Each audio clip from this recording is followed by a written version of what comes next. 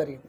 బాలరాజు భవిష్యత్తులో రానున్న రోజులలో కీలకమైన పదవి ఆశిస్తూ ఉన్నాడు. కీలకమైన పదవి కూడా బాలరాజుకు కలిసి వచ్చే అంశంగా ఉంది అని ఒక చర్చ జరుగుతూ ఉంది జిల్లాలో.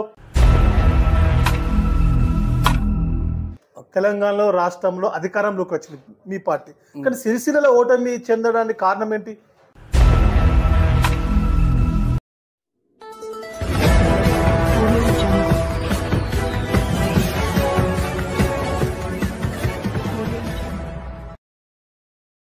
ఏవిఎం ముఖాముఖి కార్యక్రమంలో ఈరోజు రాజన్న సిరిసిల్ల జిల్లా కాంగ్రెస్ పార్టీ ఎస్ఎస్ఎల్ జిల్లా అధ్యక్షులు ఆకనూరి బాలరాజ్ గారితో మనం ఏవిఎం ముఖాముఖి కార్యక్రమం నిర్వహించుకోబోతా ఉన్నాం. అన్న నమస్తే అన్న. నమస్కారం.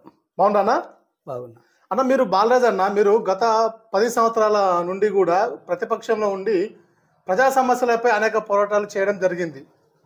ఇప్పుడు నూతనంగా మీ పార్టీ, మీ కాంగ్రెస్ పార్టీ తెలంగాణ రాష్ట్రంలో అధికారంలోకి రావడం జరిగింది. ఎలా చూస్తున్నారు ఇది?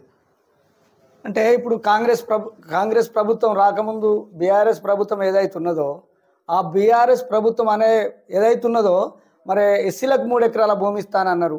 కానీ ఎస్సీలకు ఎక్కడైతే భూములు ఉన్నాయో ఆ భూమిలో గుంజుకోవడం జరిగింది. ఉదాహరణకు సిరిసిల్ల ఇక్కడ ముఖ్యంగా మొన్న మీరు మీ జిల్లా మంత్రి ప్రస్తుతం పొన్నం ప్రభాకర్ దృష్టి కూడా ప్రత్యేకంగా తీసుకుపోవడం జరిగింది. మీరు ప్రత్యేకంగా అంటే రాజన్న సిరిసిల్ల జిల్లాలో ఉన్నటువంటి దళితుల భూములను కొంతమంది కబ్జా కావచ్చు, ప్రభుత్వం తీసుకోవడం కావచ్చు, ఇట్లాంటి అక్కడక్కడ పేద ప్రజలకు ఇబ్బంది అయిందనే మాట మంత్రి గారి దృష్టికి తీసుకుపోయారు అంటారు. నిజమేనది? నిజమే. మా విప్ గారి ద్వారా మంత్రి గారికి అందించడం జరిగింది. ఇక్కడ ఉన్నటువంటి ఏదైతే భూములు ఉన్నాయో సిరిసిల్ల టౌన్లో మా భూములను అది కూడా చాలని అంతా 20 గుంటలు 30 గుంటలు ఎకరంన్నర గిసొంటి భూములన్నీ కూడా మాకెన్నడో 1955లో ఇచ్చినటువంటి భూములు ఏవైతున్నాయో ఆ భూములను గుంజుకోవడం జరిగింది. గుంజుకొని మరి గవర్నమెంట్ అవసరాల కోసం అని తీసుకోవడం జరిగింది. అవసరాల కోసం కాదు, సంఘాలకు ఇచ్చిండ్రు. ఒక్కొక్కరికి 5 ఎకరాలు సంఘాలకు ఇచ్చడం, కుల సంఘాలకు. అది ఎంత అన్యాయం. ఇప్పుడు ఎస్సీలో మేము లేనటువంటి భూములు లేనటువంటి గరీబుల భూములను తీసుకొని మంచి పెద్ద పెద్ద బాలరాజ్ గారు పేద ప్రజలకు ముఖ్యంగా దళితులకు ముఖ్యంగా ఇల్లు లేనటువంటి వారు కావచ్చు, తర్వాత భూమి లేనటువంటి కావచ్చు, ఉపాధి కోసము వాళ్ళకు బతుకుదెరువు కోసమే ప్రభుత్వాలు అనేటివి ప్రభుత్వ భూములు ఉన్న చోట దగ్గర ఎంతో కొంత ఇవ్వడం జరుగుతుంది. అలాంటిది ప్రభుత్వము వారికి సహకరించాలి, ప్రభుత్వం వారిని అభివృద్ధి చేయాలి. కానీ వారి నుంచే పేద ప్రజల నుంచే భూమిని గుంజుకోవడం ఎలా? ఇది దాదాపు 1975-76లో ఇందిరాగాంధీ హయాంలో ఇందిరాగాంధీ ప్రైమ్ మినిస్టర్ ఉన్నప్పుడు మరి మా ఎస్సీలు ఎవరైతున్నారో భూమి లేనటువంటి వ్యక్తులకు ఎవరైతున్నదో సిరిసిల్ల టౌన్లో దాదాపు 200 ఎకరాల భూమిని పంచడం జరిగింది. ఆ 200 ఎకరాల భూమి లేని నిరుపేదలకు మనిషికి ఎకరం ఇవ్వడం జరిగింది. ఆ భూమిలో మేము పంట పండించుకొని ఇంత జీవనం గడుపుకున్నటువంటి పరిస్థితిలో మరి వాళ్ళు ఏం చేసిందంటే ఒకటి ఈ మిడ్ మనేరు ద్వారా కరకట్ట పోయడం జరిగింది. కరకట్ట ద్వారా సగం భూములు పోయినాయి. కరకట్ట ద్వారా సగం భూములు పోయిన తర్వాత కాలువ ద్వారా తీసుకున్నటువంటి 14 ఎకరాల 1 గుంట భూమిని ఎస్సీలకు చెందినటువంటి భూమి అది 135 సర్వే నెంబర్ 135లో మాకు మనిషికి ఎకరము 2 ఎకరాలు ఉన్నటువంటి భూములు ఏవైతున్నాయో ఆ భూములను కాలువ గురించి అని చెప్పి తీసుకోవడం జరిగింది. సరే, గవర్నమెంట్ అవసరాల కోసం తీసుకుంటే పెద్ద మేము బాధపడలే. సరే, మరి ఎక్కడైనా కొనుక్కుంటాం లేకుంటా అని ఆలోచించి, కానీ ఆ భూమిని గవర్నమెంట్ అవసరాలకు కాదు వేరే సంఘాలకు ఇవ్వడం ఎంతవరకు సమంజసం? ఈ బీఆర్ఎస్ ప్రభుత్వంలో మరి కాంగ్రెస్ హయాంలో ఎస్సీలకు భూములు ఇచ్చిండ్రు. బీఆర్ఎస్ హయాంలో 10 సంవత్సరాల్లో ఉన్నటువంటి ఈ పరిపాలనలో మొత్తం టోటల్ భూములు ఎస్సీలకు గుంజుకోవడం జరిగింది. ఎక్కడ నన్ను చూడు బాలరాజ్ గారు. ఇంకోటి, ఈ మధ్యన మీ స్థానిక ఎమ్మెల్యే సిరిసిల్ల ఎమ్మెల్యే కేటీఆర్ పదే తీవ్రమైన వ్యాఖ్యలు, తీవ్రమైన ప్రభుత్వాన్ని విమర్శించడం జరుగుతుంది. కాంగ్రెస్ పార్టీ కూలిపోతుందని వాళ్ళు ఇష్టం వచ్చినట్టు మాట్లాడుతూ ఉన్నారు అంటున్నారు. ఫ్రస్ట్రేషన్. ఎందుకంటే 9 సంవత్సరాలు 10 సంవత్సరాల ప్రభుత్వంలో ఉండి మరే మీరు సిరిసిల్లకి వస్తే కాంగ్రెస్ కార్యకర్తలను తీసుకుపోయి పోలీస్ స్టేషన్లో వేసడం జరిగింది. మీరు మీ కాన్వాయ్ దగ్గరికి రావాలంటే పోలీసు వాళ్ళు రానిచ్చడం లేదు. అదే మా ప్రభుత్వంలో మా మంత్రి శ్రీధర్ బాబు, ఎంపీ పొన్నం ప్రభాకర్ గారు సిరిసిల్లకు వచ్చినప్పుడల్లా ఎవరైతే ఇక్కడ ఉన్నటువంటి కేటీఆర్ ఎమ్మెల్యే గారు ఉన్నారో మరి కారు నడిపించడం జరిగింది. ఎవరిది? ఈ పొన్నం ప్రభాకర్ది, మంత్రి శ్రీధర్ బాబుది. మమ్మల్ని దగ్గరికి రానియలేదు. ఇప్పటి వరకు చెప్తున్నా కదా, నేను ఈ 10 సంవత్సరాల్లో నేను ఒక్కటేసారి నా సొంతం పోయి ఖర్చునే. అంటే ఇప్పుడు బాలరాజు గారు, మీరు గత బీఆర్ఎస్ పార్టీ ప్రభుత్వంలో బీఆర్ఎస్ పార్టీ నాయకులు పర్యటనలు చేసినప్పుడు కావచ్చు, అభివృద్ధి కార్యక్రమాలు కావచ్చు, అంటే మీరు పాల్పంచుకునే అవకాశం లేదు, అంటే మిమ్మల్ని అరెస్ట్ చేయడం జరిగిందా? ఎన్నడూ లేదు. ఇవాళ అత్తుండి ఇక్కడ 10 గంటలకు ఉన్నదంటే రాత్రి పట్టుకపోయి పోలీస్ స్టేషన్ వెళ్ళడం జరిగింది. ఇక్కడ ఉన్నటువంటి ఎవరైతే అప్పుడు ఉన్నోళ్ళో, మేము కాంగ్రెస్ ప్రభుత్వంలో ఉన్నోళ్ళో ఎవరైతే మెయిన్ వాళ్ళు ఉన్నామో వాళ్ళందరిని తీసుకుపోయి అనలేసుడు. మేము మా కాంగ్రెస్ ప్రభుత్వంలో మేము కూడా ఒక లీడర్లం కాబట్టి మా ఏరియాలో ఉన్నటువంటి ఏవైతే అవసరాలు ఉన్నాయో ఆ అవసరాలకు ఏదైనా చెప్పడానికి సార్ దగ్గరికి పోనీ ఇచ్చడే లేదా? అంటే ఇప్పుడు ఎట్లా ఉంది? మీరు ప్రభుత్వం ఏర్పాటు చేసిరు, ఇప్పుడు ఆ విధంగా మీరు కూడా అంటే అట్లనే నిర్బంధాలు అట్లాంటి ప్రతిపక్షాల అరెస్ట్ చేయడం జరుగుతుందా? కాంగ్రెస్ ప్రభుత్వం ఇప్పుడు లేదు, అప్పుడు లేదు, ఇప్పుడు కూడా ఉండబోదు, భవిష్యత్తులో కూడా ఉండబోదు. పోలీసులను నిలబెట్టము, టీఆర్ఎస్ వాళ్ళని తీసుకొచ్చి జైలు వేయమని చెప్పాము. మాదేంటంటే మా పరిపాలన అలాగ ఉంటుంది. వాళ్ళ పరిపాలన లెక్క ఇక్కడ ఒక రాష్ట్రానికి కాదు కదా మాది, దేశమంతా తెలంగాణలో బాలరాజు గారు, తెలంగాణలో కాంగ్రెస్ గాడుపు వచ్చింది, తెలంగాణలో రాష్ట్రంలో అధికారంలోకి వచ్చింది మీ పార్టీ, కానీ సిరిసిల్లలో ఓటమి చెందడానికి కారణం ఏంటి? కారణం ఏంటంటే ఇక్కడ ఉన్నటువంటి పద్మశాలి ఎవరైతున్నారో వాళ్ళందరూ కూడా ఈ బతుకమ్మ చీరలు దాదాపు 250 కోట్ల పైచీలకు ఈ బతుకమ్మ చీరల పైసలు రావాలి. ఇప్పుడు ఏమంటారు? ఇప్పుడు ఎవరైతే పరిపాలన ఉన్నారో వాళ్ళు ఏమంటారు? మీరు అందరు నన్ను గెలిపించి నేను చేయిస్తాను. ప్రభుత్వం అత్తది అనుకున్నారు. నేను ఒక 5 నెలల ముందరనే నేను కూడా చెప్పడం జరిగింది, గెలుతాడు కావచ్చు కానీ ప్రభుత్వం మాదే అని చెప్పడం జరిగింది. ఎందుకంటే నాకు ఆ దృఢ నమ్మకం ఉన్నది కాబట్టి చెప్పడం జరిగింది. ఆ ధీమా, నమ్మకము, ధీమా ఇవన్నీ ఉన్నాయి కాబట్టి నేనేం చెప్పినా కంపల్సరీ ప్రభుత్వం వస్తుందని చెప్పడం జరిగింది. నేను ఒక 6 నెలల కిందనే చెప్పడం జరిగింది. బాలరాజు భవిష్యత్తులో రానున్న రోజులలో కీలకమైన పదవి ఆశిస్తూ ఉన్నాడు, కీలకమైన పదవి కూడా బాలరాజుకు కలిసి వచ్చే అంశంగా ఉంది అని ఒక చర్చ జరుగుతూ ఉంది జిల్లాలో. దాదాపు నేను 35 సంవత్సరాల నుంచి కాంగ్రెస్ పార్టీని విడిచిపెట్టడం జరగలే. కాంగ్రెస్ పార్టీ ప్రభుత్వం లేనప్పుడు కూడా అందులో ఉన్నటువంటి ఒక 5 6 10 మందిమో కాంగ్రెస్ పార్టీని పట్టుకొని తిరగడం జరిగింది. కాంగ్రెస్ పార్టీని డెవలప్ కోసం మేము తిరగడం జరిగింది తప్ప మేము ఎన్నడూ కూడా టీఆర్ఎస్ల కోసం, అంటే మా భార్య కూడా ఇక్కడ మున్సిపల్ కౌన్సిలర్ అయినప్పటికీ కూడా మాకు ఏమి ఆశ చూపినా మేము పోలే. ఎందుకంటే ఒక పార్టీకి ఉన్నటువంటి వ్యక్తులు అందరూ ఉంటారా? ఆశపడేటోళ్ళు అందరూ ఉంటారు కదా. మమ్మల్ని కూడా ఎన్నో ఆశలకు చూపించిండ్రు. నేను సస్యమేరా ఒప్పుకోలేదు. ఎందుకంటే మనం కాంగ్రెస్ పార్టీలో ఉన్నాం, కాంగ్రెస్ పార్టీ కోసమే కొట్లాడతాం. ఇంకా 5 సంవత్సరాలు కానీ 10 సంవత్సరాలు కానీ కాంగ్రెస్ పార్టీ కోసమే ఉంటామని చెప్పిన వ్యక్తిని నేను ఒక్కడిని అలా. అంటే ఇప్పుడు ఎట్లా ఉంది రానున్న రోజులలో? మీరు తెలంగాణ రాష్ట్రంలో ముఖ్యమంత్రిగా రేవంత్ రెడ్డి ప్రమాణ స్వీకారం చేసిన రోజు నుంచే ప్రజా దర్బార్, ప్రజాపాలనని పెట్టడం జరిగింది. ఎలా చూస్తూ ఉన్నారు అది? ఇప్పుడు ప్రగతి భవన్ కాడికి ఎవరన్నా వేయినోళ్ళు ఉన్నారా? మంత్రులు ఉన్నారా?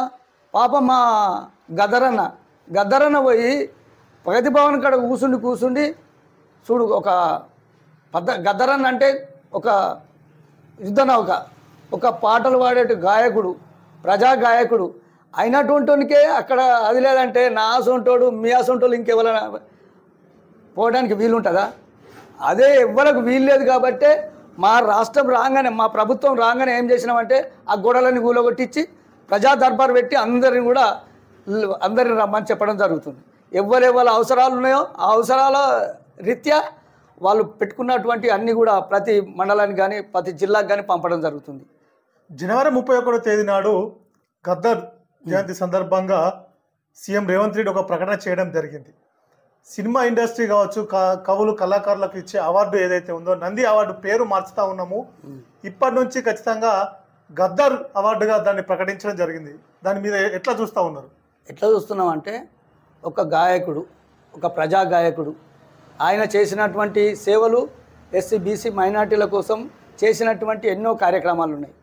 ఆయన పేరున నంది అవార్డు ఎందుకు గద్దర్ పేరు మీద ఇస్తామని గద్దర్ గారి పేరున అవార్డు ప్రకటించడం జరిగింది. ఆ అవార్డు ఇచ్చడం చాలా సంతోషం.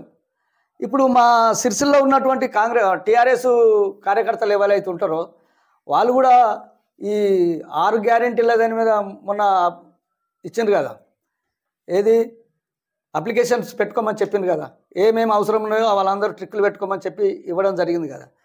అప్పుడు కూడా మా ఉప ముఖ్యమంత్రి గారిది ముంగటికుండి రేవంత్ రెడ్డి గారిది పక్కకుంటే కూడా నన్ను పిలిచి అడగడం జరిగింది.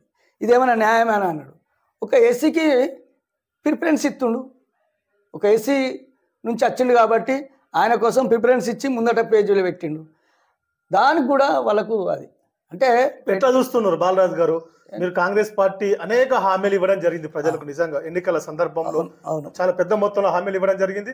ఆ హామీలు కూడా ప్రజల్లోకి వెళ్ళడం జరిగింది ప్రత్యక్షంగా, కొంచెం ఆకర్షణ కూడా కావడం జరిగింది ప్రజలంతా కూడా. దాంట్లో ఒక 2 హామీలు కూడా ఇప్పటికే నెరవేర్చారు. ఉచిత ప్రయాణం ఎట్లా ఉంది, బస్సు ప్రయాణం మహిళలకు? ఇప్పుడు మహిళలను అడగాలి అది, ఎందుకంటే ఉచిత స్పందన బాగుందా వాస్తవంగా? ఫుల్. ఇప్పటికీ దాదాపు 1,70,00,000 మంది ఇప్పటి వరకు తిరగడం జరిగింది. ఎందుకంటే మహిళలు ఎక్కడి నుంచి కూరగాయలు తెచ్చుకుంటుంది మార్కెట్లో వాళ్ళందరూ కూడా ఫిర్యాదుతున్నారు, వాళ్ళందరూ కూడా మొక్కుతున్నారు. కానీ కొంతమంది దాన్ని ఒప్పుకోలేక ఏమంటున్నారంటే వాళ్ళకు ఫ్రీ ఇచ్చి అంత ఖరాబ్ చేసిండ్రు అన్నాడు. అరే నువ్వు కూడా నీ ప్రభుత్వం రావాలని మేము 500కు సిలిండర్ అంటే నువ్వు 400 సిలిండర్ అన్నావు, అదెంత న్యాయం? ఆయనకు వెళ్తుంది, మాకు వెళ్ళదు. ఇప్పుడు రానున్న రోజుల్లో కూడా మిగతా 4 గ్యారెంటీలు కూడా అమలు చేస్తాము, అమలు చేసే పరిస్థితి ఉందా వాస్తవంగా? అన్నీ చేస్తాం. మేము ఏదైతే అన్నామో కాంగ్రెస్ ప్రభుత్వం నుంచి ఏదైతే హామీలు ఇచ్చిందో మా రేవంత్ రెడ్డి గారు కానీ మా ప్రభుత్వం కానీ దానికి కట్టుబడి ఉంది. ఆ కట్టుబడి ప్రకారం చేస్తాం. మీ లెక్క 3 ఎకరాలు ఎస్సీలకు ఇస్తాం, 10 లక్షలు ఎస్సీలకు ఇస్తాం, ఇవన్నీ బోకసైన మాటలు మాట్లాడడం జరిగింది. ఎవరికి ఇచ్చిండే 3 ఎకరాల భూమి ఎంతమందికి ఇచ్చిండు? ఎక్కడ కూడా ఇవ్వలే. ఇచ్చిండు కావచ్చు, ఎక్కడో ఒక్కదాలు ఇచ్చిండు, దాని కార్యక్రమం చేసిండు, విడిచిపెట్టిండు. ఏదో మోయినకుంటలో 2-3కి ఇచ్చిండని తెలిసింది, అది కూడా నాకు పెద్దగా అదేమో తెలియదు. కానీ మోయినకుంట వాళ్ళ అమ్మగారు ఊరు ఏదో ఉన్నదట, అక్కడే ఇవ్వడం జరిగింది. కానీ ఇప్పుడు ఎవరైతే మీరేమన్నారు, ఎవరికైతే 1 ఎకరం భూమి ఉన్నదో 2 ఎకరాలు ఇస్తాను, ఎవరికైతే 2 ఎకరాల భూమి ఉందో 3 ఎకరాలు ఇస్తాను, ఇవన్నీ మీ తప్పు కాదు. కానీ మాయే ఎత్తి చూపేందుకే ఉన్నాయా? మీరు ఎన్ని పథకాలు పెట్టిండ్రు? దాదాపు అది శాంతాడంత పొడుగు ఉంది, విన్నారా? మేనిఫెస్టో అలా మేనిఫెస్టో. ఆ మేనిఫెస్టోలో పెట్టినాయని మీరు తీర్చిండ్రా? మమ్మల్ని అడుగుతున్నారు. సరే ఓకే, నువ్వు ఏలైతే చూపించినప్పుడు నీ దిక్కు కూడా 3-4 ఏళ్ళు నీకే ఏళ్ళు చూపెడుతున్నాయి. మరి మీరు ప్రభుత్వంలో మేనిఫెస్టోలో పెట్టినాయని మీరు చేసిండ్రా? సిరిసిల్లలో రాజకీయ పరిణామాలు మారుతూ ఉన్నాయి అంటున్నారు.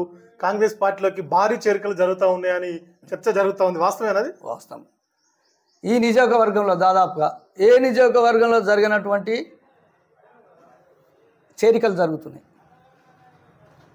ముస్తాబాద్, ఎల్లారెడ్డిపేట్, గంభీరవపేట్, సిరిసిల్ల, వీరినపల్లి, ఇక్కడ జరిగినన్ని ఎక్కడ జరుగుతలేవు. దాదాపుగా నా మనసుకు అనిపిస్తుంది అంత చేరికలు జరుగుతున్నాయి. అంతమంది కూడా మరి కాంగ్రెస్ పార్టీకి ఆకర్షితులైనటువంటి వ్యక్తులు అందరూ వస్తున్నారు. కాంగ్రెస్ పార్టీ పూర్తిగా సిరిసిల్లో పట్టు సాధించినట్టేనా? పట్టు సాధించుడు కాదు, ఇప్పుడు ఎంపీ కూడా ఇదే సిరిసిల్ల సీట్ వస్తుంది, కరీంనగర్.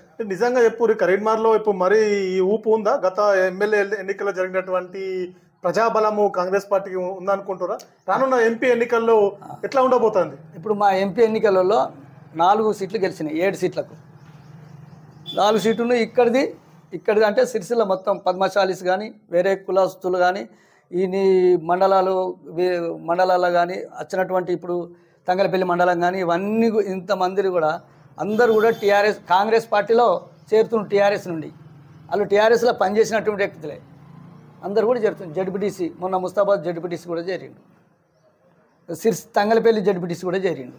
అంటే ఆకర్షితులై మేము చేసినటువంటి ఏవేవైతే కార్యక్రమాలు ఉన్నాయో, ఏవేవైతే మేము మేనిఫెస్టోలో పెట్టినటువంటి కార్యక్రమాలు ఏవైతే ఉన్నాయో అవి మంచిగుండి మా వైపు వస్తున్నారని నేను అనుకుంటున్నాను. బాలరాజు కూడా గత 10 సంవత్సరాల క్రితం నుంచి కూడా ప్రజా ఉద్యమాలు, ప్రజా సమస్యలపై అనేక పోరాటాలు, అనేక సందర్భాల్లో అరెస్టులు కావడం జరిగింది, కొంత ఇబ్బందులు కూడా జరిగింది, ఆర్థికంగా రాజకీయంగా కూడా చాలా నష్టపోవడం జరిగింది అంటారు, నిజమేనా? నిజమే. ఇప్పుడు మేము తిరుగుతున్నాం, చేస్తున్నాం. ఈ చేసినప్పుడు ఏదన్నా ఇంత బాటని పడితే పడుతుంది, ప్రతిపక్షాలు ఉన్నప్పుడు బాటని పడితే పడుతుంది. పడిచినప్పుడు మేము ఎవరన్నా అడుగుతామా? మేముగా నేను ఎస్ఎస్ఎల్ జిల్లా అధ్యక్షుడిని. నా కార్యక్రమాలలో నేను చేసిన కార్యక్రమాల్లో ఎవరికి కూడా నేను వేరే సంఘాలు కానీ వేరే ఎవరన్నా కానీ మనం అడిగి పెట్టినది కాదు, మన సొంతం నేను సంపాదించిన పైసలు పెట్టినాయి. అంటే సిరిసిల్లలో కూడా ఒక చర్చ జరుగుతోంది. టీఆర్ఎస్ పార్టీ కౌన్సిలర్లే చైర్మన్ పై అవిశ్వాసం పెడుతురని ఒక చర్చ జరుగుతూ ఉంది, అది నిజమేనా? నడిచింది, చర్చ నడిచింది. గుట్ట దాకా యాదగిరి గుట్టకు పోయింది, అక్కడ ఇంత దావత్ చేసుకున్నారు. దావత్ చేసుకుంటే ఇక్కడికి ఏదో బొక్కి ఇసిరేసిండు. పోయేవారికి అలా కలిగింది, ఆ బొక్కతోనే ఇటు వచ్చిండు. మళ్ళీ అదేందో నాకు అర్థమవుతలేదు. ఇప్పుడు ఏంటంటే ఎవరైతే ఈ చైర్పర్సన్ దిస్తామని అనుకొని దాటితే మాత్రం దానికి పక్కా ఉండాలి. అంతా ఎట్లున్నదంటే మాటల గారడి. వీళ్ళు మాటల గారడి చేస్తుండ్రు, ఆయన పైసలు గారడి చేస్తుండ్రు కావచ్చు. ఎందుకు వచ్చిండ్రు ఇప్పుడు? అవిశ్వాసం పెడతా అని పోయిన క్యాంపుకు తిరిగి వచ్చి రాత్రి వరకు వచ్చిండ్రు. అది ఏంది? దానిలో మర్మం ఏమైనా ఉండదు, ఇది కాదు. కాబట్టి నేనేమనుకుంటున్నంటే వారు ఇప్పుడు రాకున్నా ఎంపీ ఎలక్షన్లలో ఎట్లయినా మేము గెలుస్తున్నాం, ఎంపీ ఎలక్షన్లలో అందరు మళ్ళీ వస్తారు. అది పక్క. పూర్తి ధీమా ఉందా మీకు? నాకు ధీమా ఉంది. 17 స్థానాల్లో మీకు ఎన్ని స్థానాలు గెలిచే అవకాశం ఉంటుంది తెలంగాణలో? 14 స్థానాలు మాకు వస్తాయి మేము అనుకుంటున్నాం, గ్యారంటీగా. ఎందుకంటే ప్రజా ఆకర్షణ అటువంటి ఏవైతే కార్యక్రమాలు పెట్టినామో, ఏవైతే మేనిఫెస్టోలో పెట్టినటువంటి కార్యక్రమాలు ఏవైతే ఉన్నాయో ఆ కార్యక్రమాలకు ఆకర్షితులై అందరూ కూడా కాంగ్రెస్ పార్టీలో చేరుతుంది. కాంగ్రెస్ పార్టీ డెవలప్ అవుతుంది.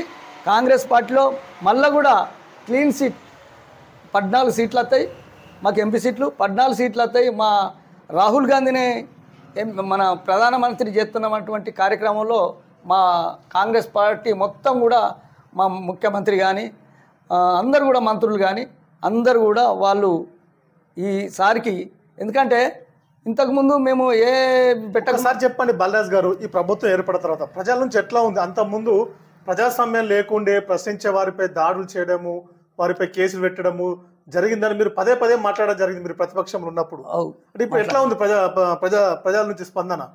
అయితే ఇప్పుడు ఎవరన్నా టీఆర్ఎస్ పార్టీ మీద ఏమన్నా అవాకులు చెవాకులు పేలినట్టయితే వాళ్ళని ఏం చేస్తారు? వాళ్ళ మీద రౌడీ షీట్ ఓపెన్ చేస్తారు. ఇప్పుడు ఎల్లారెడ్డిపట్నం మండలం అయితేంది, సిరిసిల్ల టౌన్లో అయితేంది, వాళ్ళ మీద ఈ కేసులు పెడతారు. పెట్టి వాళ్ళను కొద్దిగా నర్పస్ చేసి వాళ్ళను అరెస్ట్ చేసి వాళ్ళను పార్టీలోకి చేసుకున్నాడు. ఇక వాళ్ళు ఏంటంటే ఈ పోలీసు వాళ్ళు పట్టుకపోకుండా ఉండాలంటే ఏం చేయాలి? టీఆర్ఎస్ ప్రభుత్వంలో చేరాలి, టీఆర్ఎస్కి పోయి కండవ కప్పుకున్నాడు. ఆయనకి ఆలోచన లేకున్నా, ఒకవేళ నేను టీఆర్ఎస్లో చేరుతానే వానికి లోపట వాని మనసులో లేకున్నా కానీ ఈ బాధ కన్నా టీఆర్ఎస్లో చేరినటువంటి ఎంతోమంది ఉన్నారు. అంటే ఇప్పుడు ప్రస్తుతం అట్లాంటి పరిస్థితి కొనసాగుతుందా? నో. ప్రతిపక్షాలు కావచ్చు, ప్రజల నుంచి మా ప్రభుత్వంలో అప్పుడు లేదు, ఇప్పుడు ఉండదు. మా ప్రభుత్వంలో అప్పుడు కూడా లేదు, ఇప్పుడు కూడా ఉండదు. అంటే మీరు మీ భార్య కౌన్సిలర్గా ఉండే ఇక్కడ ఇంతకుముందు గతంలో, అంటే బీఆర్ఎస్ పార్టీ అధికారంలో ఉన్నప్పటి నుంచి. అయితే అప్పుడు కొంత వివక్ష ఉంటుండే, ప్రతిపక్ష కౌన్సిలర్లపై కొంత నిధుల కేటాయింపు కావచ్చు, అభివృద్ధి విషయంలో కూడా అట్లాంటిది ఉండే పరిస్థితి ఉంటుండేనా? ఏమో మరి ఎక్కడన్నా ఉన్నది కావచ్చు, కానీ నా దగ్గర అయితే ఆ పని కాలే, మనకి ఇచ్చేసిండ్రు, అదేం లేదు. అంటే మీరు ఇప్పుడు అధికారంలోకి వచ్చిన తర్వాత అట్లాంటి వివక్షత మీరేమైనా చూపెడతారా? మేము అప్పుడు చూంచలే, ఇప్పుడు చూంచలే సార్. అట్లా అంటారు మమ్మల్ని. మేము అంటే కాంగ్రెస్ అంటే ఏంటిది? సముద్రం. మేము అంటే సెక్యులరిజం. అది మేము డిక్టేటర్షిప్ చేసేటోళ్ళం కాదు. ఈ టీఆర్ఎస్ ప్రభుత్వం ఏంది? డిక్టేటర్షిప్ మళ్ళీ వాళ్ళ ఒక్కళ్ళ చేతులు ఉన్న పార్టీ. అది మా దగ్గర అసొంటిది కాదు. మా సెక్యులరిజం ప్లస్ మా మానవతావాదం అన్నీ ఉన్నటువంటి పార్టీ మాది. సిరిసిల్లపై కొంత మీ పార్టీ హైకమాండ్ కూడా కొంత దృష్టి పెట్టింది ఇక్కడ ఈ మధ్యలో అనేది ఒక చర్చ జరుగుతోంది.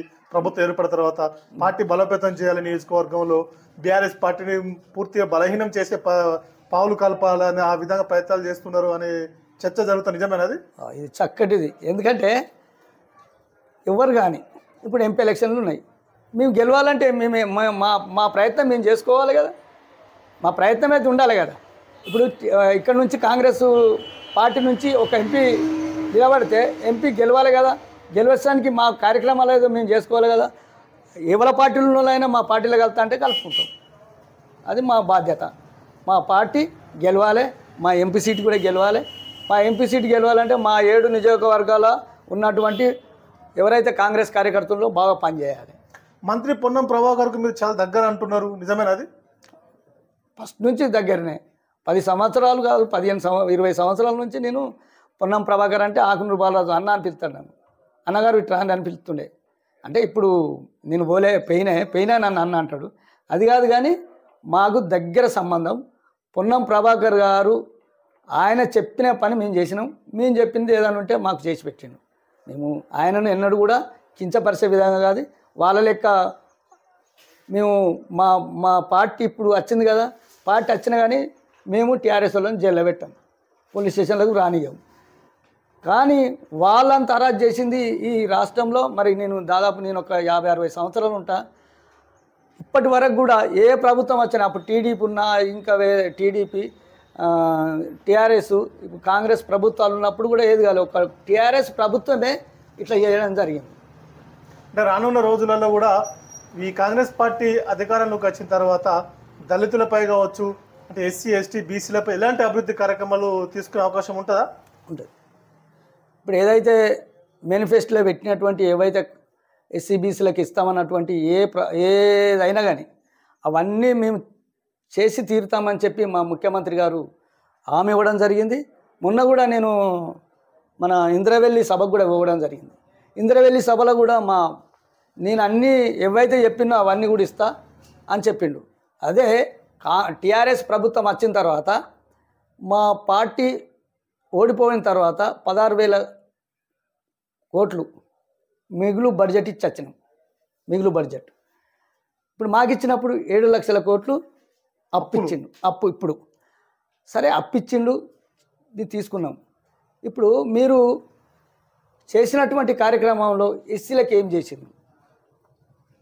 ఎస్సీని ముఖ్యమంత్రి చెప్తున్నారు. 3 ఎకరాల భూమి ఇచ్చినామంటారు, డబుల్ బెడ్రూమ్ ఏమి డబల్ బెడ్రూమ్లు కూడా దళిత బంధు అని. ఆ డబల్ బెడ్రూమ్లు ఎట్లున్నాయి తెలుసా? ఇక సిరిసిల్ల అది ఇంకా ఇప్పుడు ఇంకో 200 ఇళ్ళలో కూడా మాయే ఉన్నాయి. అవి 202 ఇండ్లు అంబేద్కర్ నగర్కి చెందినటువంటి 1970 ఇందిరాగాంధీ హయాంలో ఇచ్చినటువంటి ఏదైతే ఇక్కడ శాంతినగర్ పక్కపట బైపాస్కి ఉన్నటువంటి ఏవైతే ఇండ్లు ఉన్నాయో ఆ ఇండ్లు మా ఎస్సీల కోసం ఇచ్చినటువంటివి. ఇప్పుడు దాదాపు నేనున్నా, మా నాన్నకు మేము 4 అన్నదమ్ములు, మాకు అప్పుడు 2 ఇచ్చిండ్రు. ఎవరైతే 2 ఉన్నారో 1 ఇచ్చిండ్రు. ఇంటింటికి తిరుక్కుంటా. ఎవరు? మా పెద్ద మనుషులు కానీ సార్లు కానీ, పెద్ద మనుషులే. అప్పుడు మా పెద్ద మనుషులు రాసుకపోయి లిస్ట్ తీసుకుపోయి ఇచ్చడం జరిగింది. ఆ లిస్ట్ ఇప్పుడు నా దగ్గర ఉంది. అదే లిస్ట్ ప్రకారం మాకు ఇవ్వాలని అన్ని 11 ఎకరాల భూమి. అది 11 ఎకరాల భూమిలో దాదాపుగా 2-3 ఎకరాలు ఇడిచిపెట్టినట్టుండి. అంతా నర్సింగ్ కాలేజీ, అంబేద్కర్ సంఘం, సఖీ భవనం ఇవన్నీ కట్టడం జరిగింది. ఏమన్నాడంటే మేము ఫస్ట్ రిజిస్ట్రేషన్ ఆఫీస్ కడతా అని చెప్పి ఎంఆర్ఓతో మా దగ్గరికి తోలియడం జరిగింది. మేమేమన్నామంటే మా దగ్గర సార్ మాది ముట్టుకోవద్దు భూమి, మాది మేము ఎన్నో ఏళ్ళొస్తుంది. మా దిగవంత స్వర్గీయ వెంకటస్వామి గారు, శ్రీధర్ బాబు గారు విప్పున్నప్పుడు మేము పోయి అడగడం జరిగింది. కరీంనగర్ ఉమ్మడి జిల్లా ఉన్నప్పుడు ఇది మేము తీసుకొని మీకు గట్టిస్తాము, మీ ఇల్లు మీకు గట్టిస్తాము, మీకు ఇయ్యంగానే ఎటు ఇవ్వమంటారో అటు ఇవ్వమన్న వల్లనే మేము కట్టి వేరే బీసీలకు ఇస్తామని చెప్తే అన్నాడు. మేము సస్యమేర ఒప్పుకోక వెంకటస్వామి గారు కానీ మన శ్రీధర్ బాబు గారు వాళ్ళ దగ్గరికి పోయి దాన్ని ఆపడం జరిగింది. ఆపిన తర్వాత ఇప్పటిదాకా ఇప్పుడు 2014 దాకా మా భూముల దిక్కు కూడా చూడలే ఎవరు, ఏ రాజకీయ నాయకులు కూడా. కానీ మొన్న ఈ ప్రభుత్వం వచ్చిన తర్వాత రిజిస్టర్ ఆఫీస్ అద్దానందుకో మరి ఏం చేసిండో ఏం కథ, కానీ ఎట్టి పరిస్థితులు ఇళ్ళ దగ్గరికి గుంజాలనుకో గుంజి మరి సరే సఖీ సెంటరు, అంబేద్కర్ సంఘం, నర్స్ కాలేజీ, నర్స్ హాస్టల్ ఇవన్నీ కట్టడం జరిగింది. అప్పుడు ఏమన్నారంటే మీరు మీ ఇల్లు మీకు గట్టిస్తాము, మీ ఇల్లు మేము ఎవరికి వేరే వాళ్ళకి ఇవ్వము, ఈ భూమి ఈ జాగ ఇవ్వమని చెప్పి ఇప్పుడు మా దగ్గర ఉన్నటువంటి ఎవరైతే ప్రభుత్వంలో అప్పుడు ఉన్నటువంటి కార్యకర్తలు ఎవరైతే ఉన్నారో ఆ కార్యకర్తలు పోయేవాడు. నేను పోలే, వీళ్ళే సెక్రటరియట్కి పోవడం జరిగింది. కార్యకర్తలు వాళ్ళకు కూడా మాట ఇవ్వడం జరిగింది. మేము భూమి తీసుకుంటాం, నర్స్ కాలేజీ కట్టిన తర్వాత మీకు ఏదైతే భూమి ఉందో ఆ భూమి కూడా ఆ భూమిలో మీకు ఇల్లు కట్టిస్తామన్నారు. ఇల్లు కట్టించడం జరిగింది. ఆ ఇళ్ళని ఇప్పుడు ఏమంటుండు, 100 మీరు తీసుకోండి, 100 మేము తీసుకుంటాం. మాకు ఇస్తే మొత్తం ఇయ్యండి, లేకుంటే మాకు అవసరం లేదు. దానిపై పోరాటం చేస్తాం. ఒకటి బాలరాజు గారు ఒక మాట చెప్పండి. మీరే పదే పదే చెప్పడం జరుగుతుంది, తెలంగాణ రాష్ట్రంలో దాదాపు 7 లక్షల కోట్ల పైకి అప్పులు అయినాయని ఉంటాయని చెప్తా ఉన్నారు కదా. మరి ఈ హామీలు సాధ్యమయ్యే అవకాశం ఉందా? సాధ్యమయ్యే అవకాశం ఉందంటే సాధ్యం చేస్తాం. ఎట్లన్నా అప్పులో సప్పులో చేసి మేము కూడా చేస్తాం. ఎందుకంటే ఇప్పుడు మాట ఇచ్చిన తర్వాత టీఆర్ఎస్ ప్రభుత్వం లెక్క మాది కాదు కదా. ఇప్పుడు ఇక్కడ పోతే ఇంకో రాష్ట్రంలో కూడా అడుగుతారు మమ్మల్ని, మా పార్టీని అడుగుతారు కదా, మీ తెలంగాణలోకి ఇట్లా జరుగుతుంది, మీ తెలంగాణలోకి ఇట్లా అన్యాయం జరిగిందా అని అంటారు కదా. కాబట్టి మా పార్టీలో కంపల్సరీ ఇచ్చినటువంటి ఏ వాగ్దానాలు ఉన్నాయో అవన్నీ కూడా నెరవేరుస్తాం. అదేవిధంగా టీఆర్ఎస్ కూడా మరి గెలిచిన తర్వాత 3 నెలలకు ఏమైనా ఇవన్నీ చెప్తిరి, ఒక్క వాగ్దానం కూడా నెరవేరుస్తారంటే అరే 3 నెలల పిల్ల ముఖ్యంగా కేటీఆర్ కావచ్చు, హరీష్ రావు కావచ్చు పదే పదే విమర్శించడం జరుగుతూ ఉంది. ఇచ్చిన హామీలు నెరవేర్చలేక విఫలం అవుతా ఉంది ప్రభుత్వం అని మాట్లాడడం జరుగుతూ ఉంది కదా. ఎప్పుడు అడగాలి వీళ్ళు, ఎప్పుడు అడగాలి? వాళ్ళకి వాళ్ళ మైండ్ ఖరాబ్ అయింది. పెట్టేసిన వాళ్ళు ఉన్నారు. వాళ్ళు ఏంటంటే వాళ్ళు ఏమున్నా మేము ఇప్పుడు అధికారంలో ఉన్నట్టే మాట్లాడుతున్నారు. అధికారం మాది పోయింది అని అంటలేరు వాళ్ళు. అధికారంలో ఉన్నాము, పడగొడతాం, 6 నెలల్లో పడగొడతాం. ఇదేందో నాకు అర్థం కాలే. 6 నెలల్లో పడగొడతామన్న అదేందో నాకు అర్థం కాలే. మరి అట్లాంటి అవకాశం ఉందా? వాళ్ళు పదే పదే అంత ధీమాతో చెప్పడం జరుగుతుంది తప్పు. అది ప్రభుత్వం పడిపోతుంది అని. ఇంకా మీరు ఎంపీ ఎలక్షన్లు అయిన తర్వాత వాళ్ళకు 15 మంది కూడా ఉండరు, చూడుండ్రి. అంతా కొంత అందరూ మీతో టచ్లో ఉన్నారా? చాలా టచ్లు ఉన్నారు. టచ్ లేకుండా వస్తారు అప్పటి వరకు. ఇప్పుడు ఎందుకంటే ఎవరు కూడా ఏంది, ఇప్పుడు మా పార్టీలకే గుంజుకోలే. 24 మందిని గుంజుకున్నాడు, తీసుకోలేదా? 24 మందిని తీసుకున్నాడు. ఇప్పుడు మాకు 20 మంది అన్నారా సార్? మరి ఎట్లా ధీమాతో ఉన్నారు మీరు? ధీమంటే ఆ వ్యవస్థ అట్లా కల్పిస్తుంది వాళ్ళకు. ఈరోజు మనం రాజన్న సిరిసిల్ల జిల్లా కాంగ్రెస్ పార్టీ ఎస్ఎస్ఎల్ జిల్లా అధ్యక్షులు ఆకునూరి బాలరాజు గారితో మనం ఏవే ముఖాముఖి కార్యక్రమం నిర్వహించుకున్నాం. ఈ కార్యక్రమంలో వారు మాట్లాడేటువంటి మాటలను ఒకసారి విశ్లేషిస్తే రాజన్న సిరిసిల్ల జిల్లాలో ముఖ్యంగా సిరిసిల్ల నియోజకవర్గంలో కాంగ్రెస్ పార్టీ బలోపేతం అవుతా ఉంది. ముఖ్యంగా తెలంగాణ రాష్ట్రంలో కాంగ్రెస్ పార్టీ అధికారంలోకి వచ్చిన తర్వాత రేవంత్ రెడ్డి ముఖ్యమంత్రి అయిన తర్వాత ప్రజాప్రభుత్వం ఏర్పడ్డది. ఇది గడిల పాలన అంతమైంది. ఇక్కడ స్వేచ్ఛాజీవులకు ప్రజలంతా కూడా ముందుకొచ్చి ఈరోజు కలుస్తూ ఉన్నారు. ప్రజాపాలన కొనసాగిస్తున్నామని వారు చెప్పడం జరుగుతుంది. కాంగ్రెస్ పార్టీ ఇచ్చినటువంటి ప్రతి ఒక్క హామీని కూడా తప్పకుండా నెరవేరుస్తామని వారు ధీమాను వ్యక్తం చేయడం జరుగుతుంది. అదేవిధంగా వారికి కూడా వ్యక్తిగతంగా కూడా కాంగ్రెస్ పార్టీ ప్రభుత్వంలో కీలకమైన పదవి కూడా ఆశిస్తూ ఉన్నారు. వారు కూడా జిల్లా స్థాయిలో కూడా రాష్ట్ర స్థాయిలో కూడా వారు ఒక చిన్న ప్రయత్నం కూడా చేయడం జరుగుతూ ఉందని వారు చెప్పడం జరుగుతూ ఉంది. ఏది ఏమైనప్పుడు కూడా రానున్న రోజులలో కరీంనగర్ ఎంపీ సీట్ని కూడా భారీ మెజార్టీతో కూడా గెలుచుకుంటామని వారు ధీమా వ్యక్తం చేయడం జరుగుతూ ఉంది. తెలంగాణ రాష్ట్రంలో 14 ఎంపీ స్థానాలు కూడా వారు గెలుచుకుంటామని వారు చెప్పడం జరుగుతూ ఉంది. ఎవరైతే పేద ప్రజల నుంచి కూడా ముఖ్యంగా దళితుల నుంచి కూడా రాజన్న సిరిసిల్ల జిల్లాలో దళితుల భూములను అయితే ఎవరైతే గుంజుకున్నారో ప్రభుత్వం కావచ్చు, ప్రైవేటుదారులు కావచ్చు, గుంజుకున్న భూములను కూడా ఈ ప్రభుత్వం ఖచ్చితంగా పేద ప్రజలకు ముఖ్యంగా దళితులకు న్యాయం చేస్తుందని కూడా తిరిగి ఇప్పించే ప్రయత్నం కూడా చేస్తామని వారు చెప్పడం జరుగుతూ ఉంది. అభివృద్ధి విషయంలో కూడా గత ప్రభుత్వంలో ప్రతిపక్షాలను అణచివేయడం జరిగింది, నిర్బంధాలు చేయడం జరిగింది, ముందస్తు అరెస్టు చేయడం జరిగింది. కానీ ఇప్పటి నుండి అలాంటి పరిస్థితి ఉండదు. ప్రతిపక్షాలు కావచ్చు, ప్రజా సంఘాలు కావచ్చు, ప్రజలపై కూడా అట్లాంటి దాడులు కావచ్చు, అట్లాంటి అక్రమ అరెస్టులు ఉండవని వారు చెప్పడం జరుగుతూ ఉంది. అభివృద్ధి విషయంలో కూడా ప్రతి ఒక్కరిని కలుపుకొని ముందుకెళ్తామని సిరిసిల్ల నియోజకవర్గాన్ని కూడా పూర్తి స్థాయిలో అభివృద్ధి చేస్తామని వారు చెప్పడం జరుగుతూ ఉంది. పేద ప్రజలకు మరింత న్యాయం చేస్తామని కూడా వారు ప్రత్యేకంగా చెప్పడం జరుగుతూ ఉంది.